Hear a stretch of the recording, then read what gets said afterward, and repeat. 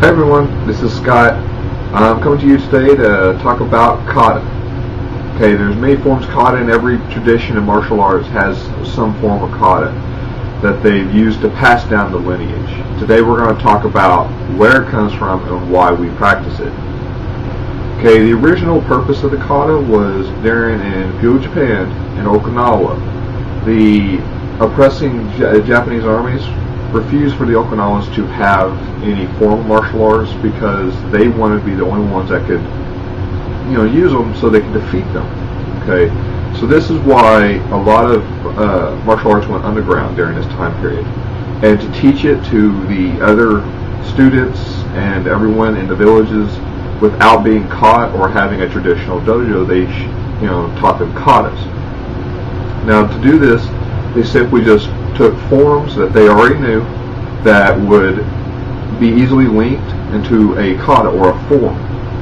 Okay, they did this to simply pass along the tradition of their martial art. They could easily come up with these forms, teach them to their students, have them practice them over and over again. That way they would know the moves instinctively, muscle memory.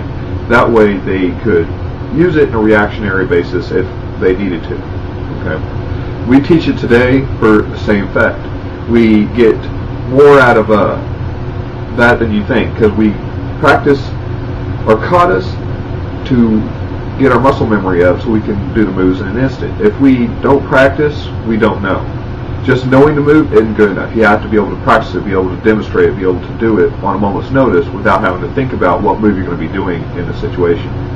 If someone's coming up and kicking you, you don't want to have to sit and think about a down block. You have to be able to do a down block without hesitating, just be able to jump into it and do it. This is why you practice katas.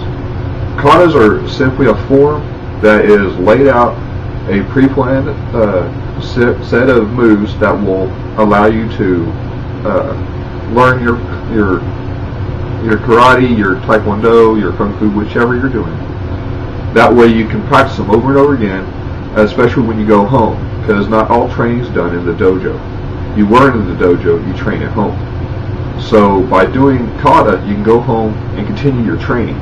That way when you get to the dojo, you're actually able to progress instead of just relearning what you've already learned. So that is the major points of kata.